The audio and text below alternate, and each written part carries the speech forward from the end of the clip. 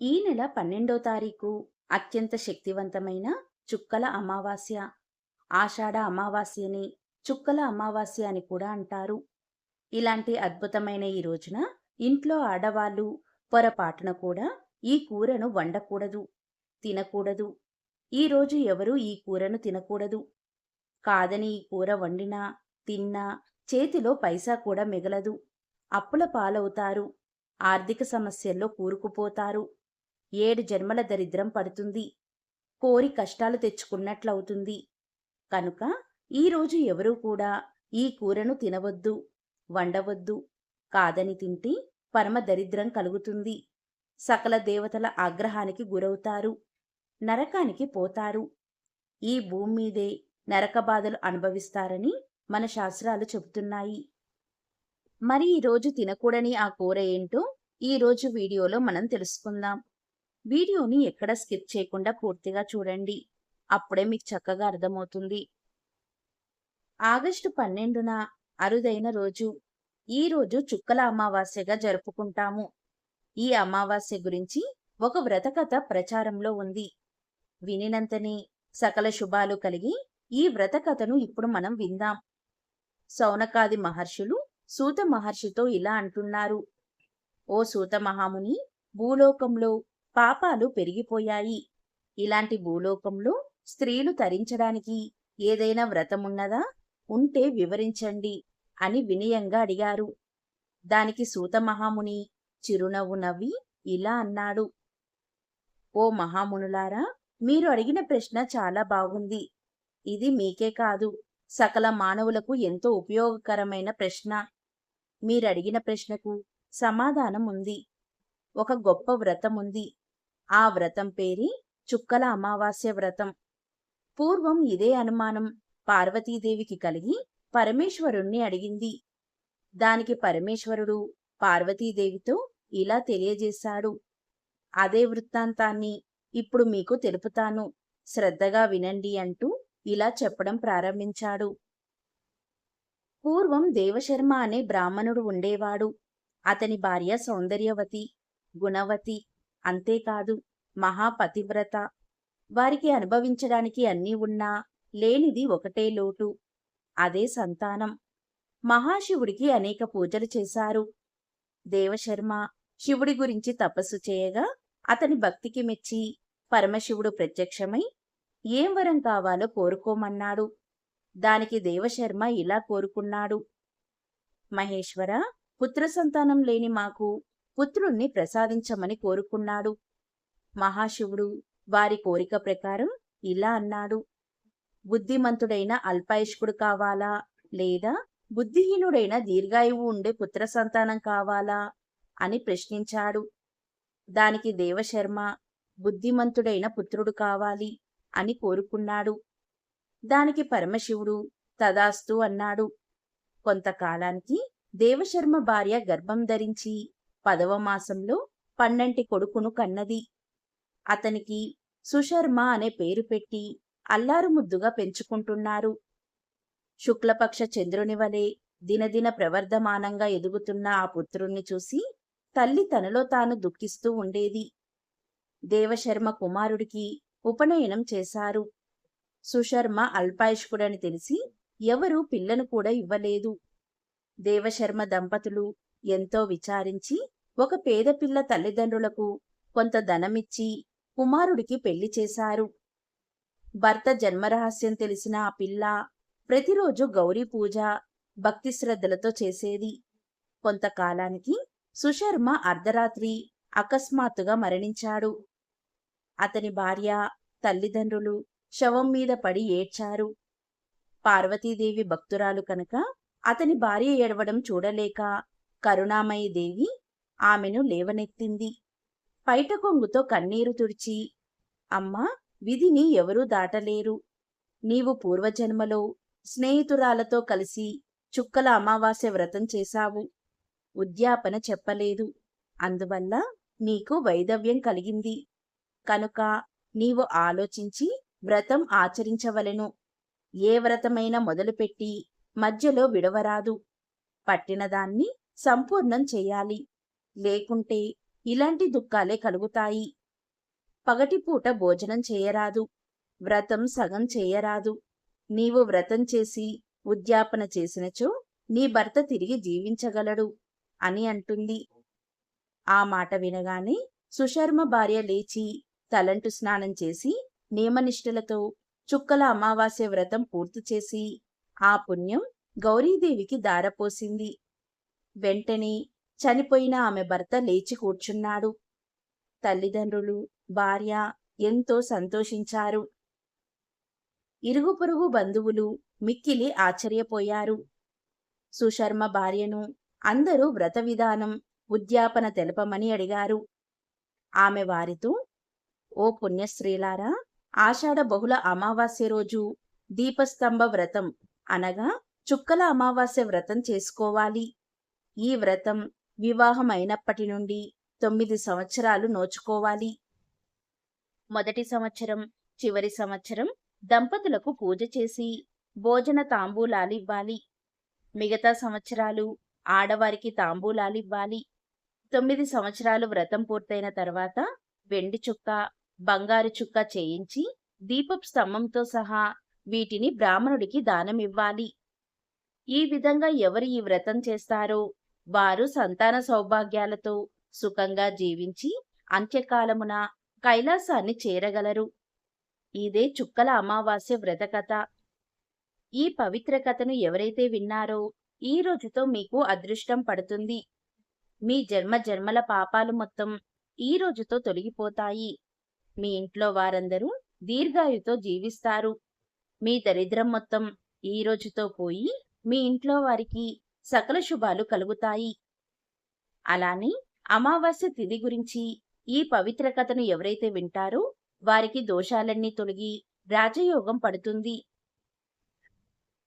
పూర్వం బ్రహ్మదేవుడు వివిధ రకాల ప్రజలని సృష్టించాలనుకున్నాడు. అందుకోసం స్థిరమైన మనసుతో ఆ ప్రజలందరి మూలద్రవ్యాన్ని మనసులో నిలుపుకొని వారిని బయటికి తీసుకురావడం కోసం పరబ్రహ్మని ప్రార్థించాడు. ఆ సమయంలో ధ్యానంలో ఉన్న బ్రహ్మదేవుడి శరీరం నుండి లోపల ఉన్న తన్మాత్రలు పొగ రూపంలో బయటికి వచ్చారు. పొగరంగులో ఉన్న ఆ దివ్య పురుషులు, మేము సోమరసం తాగుతామని దేవతలతో అంటూ ఊర్ధ్వలోకం వైపు వెళుతూ ఆకాశంలో కొద్దిసేపు అలా నిలబడ్డారు.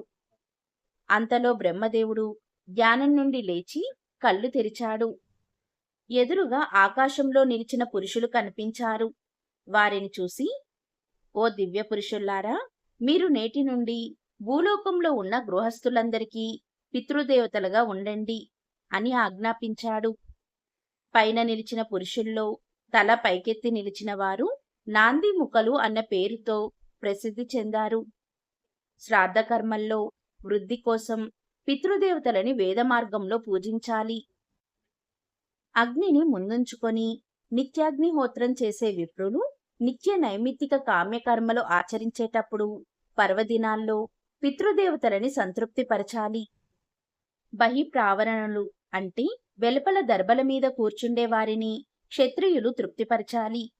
అలానే నెయ్యి తాగే వారిని వైశ్యులు తర్పణాల ద్వారా తృప్తిపరచాలి. ఇక శూద్రులు బ్రాహ్మణులను అడిగి తమ తల్లిదండ్రుల పేర్లు చెప్పుకొని ఎలాంటి మంత్ర విధానం లేకుండానే పితృదేవతలని అర్చించవచ్చు.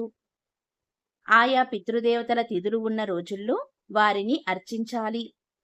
బ్రహ్మదేవుడు పితృదేవతలను పిలిచి వారితో ఇలా అన్నాడు, ఓ పితృదేవతల్లారా, మానవుల ద్వారా తర్పణాలు, పూజలు అందుకుంటున్న మీరు వారి కోరికలను తీర్చండి.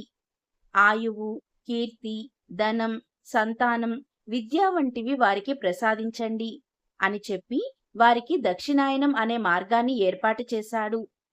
ఆ విధంగా పితృదేవతలకి మార్గాన్ని ఏర్పాటు చేసి బ్రహ్మ భూత సృష్టిని కొనసాగించాడు.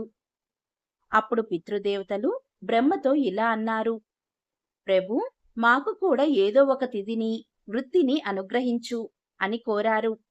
దానికి బ్రహ్మదేవుడు వారితో ఇలా అన్నాడు, మీకు అమావాస్య తిథిని కల్పిస్తున్నాను. అమావాస్య రోజు ప్రజలు దర్బలతో, నువ్వులతో, నీళ్లతో మీకు తర్పణాలిస్తారు. తద్వారా మీరు తృప్తి చెంది వృద్ధి పొందుతారు. అని వరాన్ని అనుగ్రహించాడు. అలా ఆనాటి నుండి అమావాస్య పితృదేవతలకి అత్యంత పవిత్రమైన తిథిగా నిర్ణయింపబడింది. ఇక చుక్కల అమావాస్య అంటే దక్షిణాయనం ఖగోళానికి సంబంధించిన పండుగ. కాబట్టి ఆకాశంలో చుక్కలను సూచిస్తూ ఈ చుక్కల అమావాస్య నోము మొదలయింది. అందుకే చుక్కల అమావాస్య పేరుతో నోము నోచుకుంటారు. ఇందుకోసం గౌరీ పూజ చేసి సంధ్యవేళ వరకు నిష్టగా ఉపవాసాన్ని ఆచరిస్తారు. అమ్మవారి ముందు 100 చుక్కలు పెట్టి వాటి మీద 100 దారపు పోగులను ఉంచుతారు. ఆ దారపు పోగులను ఒక దండగా అల్లుకొని మర్నాటి వరకు ధరిస్తారు. సాధారణంగా అమావాస్య, పౌర్ణమి శూన్యతిథులు. ఇలాంటి శూన్యతిథులకు అతీంద్రియ శక్తులు ఉంటాయని మన పెద్దలు చెప్తూ ఉంటారు. ఆషాఢమాసంలో చివరి రోజైన చుక్కల అమావాస్యను హిందువులు గౌరీదేవిని పూజిస్తారు. ఇలా ఈరోజు గౌరీదేవిని పూజిస్తే తమ భర్త ఆయురారోగ్యాలతో నిండు నూరేళ్లు జీవిస్తారని నమ్మకం. అదేవిధంగా గౌరీ వ్రతాన్ని పెళ్లి కాని వారు చేస్తే త్వరగా పెళ్ళవుతుందని నమ్మకం. అంతేకాదు, చుక్కల అమావాస్య రోజు కొత్త కోడళ్ళు ఈ రోజు ఉపవాసం ఉండి సాయంత్రం అమ్మవారికి పూజలు చేస్తారు. చుక్కల అమావాస్య రోజు కొన్ని ప్రాంతాలలో దీపపూజ కూడా చేస్తారు. ఆషాఢ మాసం తర్వాత రాత్రి వేళలు పెరిగి చలి పెరుగుతుంది. అజ్ఞానానికి సంకేతాలైనటువంటి చీకటి చలిని జయించాలంటే దీపం ద్వారా వెలుగు, వెలుగు ద్వారా వేడితో సాధ్యం.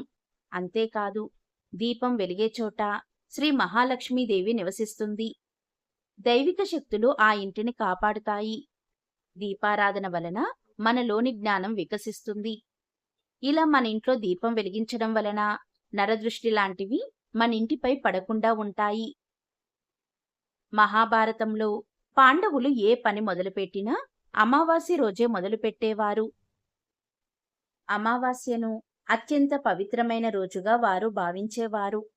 అంతేకాదు, కొన్ని రాష్ట్రాలలోని ప్రజలు అమావాస్య కోసం ఎదురుచూసి మంచి పనులు మొదలు పెడతారు. తమిళనాడులో అమావాస్యను మంచి రోజుగా, పవిత్రమైన రోజుగా భావించి వారు ప్రత్యేక పూజలు చేస్తారు. మనకు సంపదలను కలిగించే లక్ష్మీదేవికి కూడా అమావాస్య అంటే ఎంతో ఇష్టమైన రోజు. లక్ష్మీదేవి అనుగ్రహం పొందాలంటే ఖచ్చితంగా అమావాస్య రోజు లక్ష్మీదేవి పూజ చేయడం చాలా మంచిది. ఈ రోజు ఎవరైతే లక్ష్మీదేవిని భక్తి శ్రద్ధలతో పూజిస్తారో వారి ఇంట్లో అష్టైశ్వర్యాలను, సిరి సంపదలను లక్ష్మీదేవి కలిగిస్తుంది. అమావాస్య రోజు ఆంజనేయ స్వామి ఆలయాన్ని దర్శించి 18 సార్లు ప్రదక్షిణాలు చేయడం ద్వారా అనుకున్న కార్యాలు సిద్ధిస్తాయి. సకల సంపదలు కలుగుతాయి. ఉన్నత పదవులు వస్తాయి. పెళ్లి కానివారు ఇలా చేస్తే త్వరగా పెళ్ళవుతుంది. మన ఇంట్లో సకల శుభాలు కలిగేలా ఆంజనేయ స్వామి ఆశీర్వదిస్తారు. అమావాస్య రోజు పితృదేవతలను తలుచుకొని వారి ఫోటో ముందు వారికి నమస్కరించి దీవించమని ప్రార్థిస్తే ఇంట్లో గొడవలు లేకుండా సుఖ సంతోషాలు ఉండేలా వారు దీవిస్తారు. సిరి సంపదలు కలిగేలా వారు దీవిస్తారు.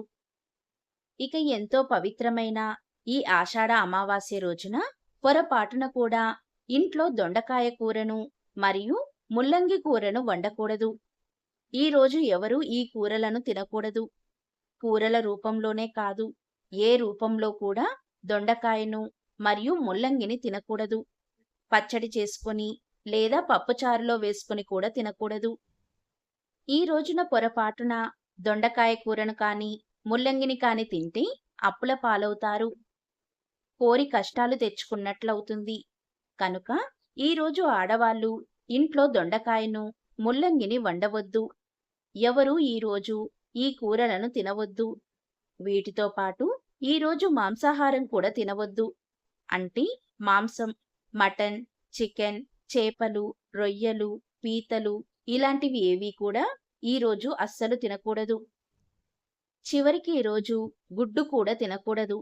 కాదని తింటే మాత్రం 7 జన్మల దరిద్రం పడుతుంది. దరిద్రం చుట్టుకుంటుంది. సకల దేవతల ఆగ్రహానికి గురవుతారు. నరకానికి పోతారు.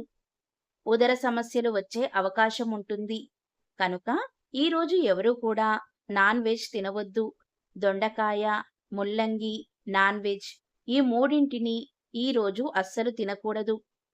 కాదని తింటే మాత్రం తరువాత మీరే నరకాన్ని అనుభవిస్తారు. కూరల రూపంలోనే కాదు, ఏ రూపంలోనూ ఈ పదార్థాలను తినవద్దు.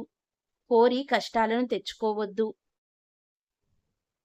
ఇక అత్యంత పవిత్రమైన చుక్కల అమావాస్య రోజు మీరు గుమ్మానికి రావి ఆకులు కట్టుకుంటే మీ ఇంటికి నరదిష్టి, నరపీడ, నరఘోష తొలగిపోతాయి. మీ ఇంటిని దైవిక శక్తులు కాపాడుతాయి. ఇందుకోసం ఈరోజు 11 రావి ఆకులు సేకరించి ఒక తెల్లటి దారానికి పసుపు పూసి ఆ దారంతో రావి ఆకుల తోరణం చేసి మీ ఇంటి గుమ్మానికి కట్టుకుంటే మీ ఇంట్లో ఎంతమంది ఉంటే అందరికీ ఎటువంటి దోషాలు ఉన్నా రావి ఆకులు తొలగిస్తాయి. అంతటి శక్తి ఈ యోగానికి ఉంది. కొంతమంది నరదిష్టి, నరఘోష ఇంటికి ఉందని దొంగస్వాముల దగ్గరికి వెళ్లి డబ్బుల్ని అనవసరంగా ఖర్చు చేస్తారు. కానీ ఈరోజు 11 రావి ఆకులను సేకరించి మీ ఇంటి గుమ్మానికి రావి ఆకులు కడితే మీ ఇంట్లో ఉన్న నెగిటివ్ శక్తిని మొత్తం ఈ ఆకులు లాగేస్తాయి. కాసేపటికి రావి ఆకులు వాడిపోతాయి. అమావాస్య తర్వాత ఈ రావి ఆకుల తోరణాన్ని భూమిలో పాతిపెట్టడం లేదా పారే నీటిలో వేయడం చేయాలి. ఇలా చేస్తే మీ ఇంటికి ఉన్న సమస్త దోషాలు, నరదిష్టి, నరపీడ, నరఘోష తొలగిపోతాయి. మీ ఇంట్లో వారి యొక్క సమస్త దిష్టి దోషాలు తొలగిపోతాయి. ఇంట్లో గొడవలు పోతాయి. కుటుంబ సభ్యుల మధ్య సఖ్యత బాగుంటుంది. కాబట్టి అనవసరంగా డబ్బు ఖర్చు పెట్టకుండా కేవలం రావి ఆకుల తోరణాన్ని గుమ్మానికి కట్టుకుంటే చాలు. మీ ఇంట్లో అన్ని శుభాలే కలుగుతాయి.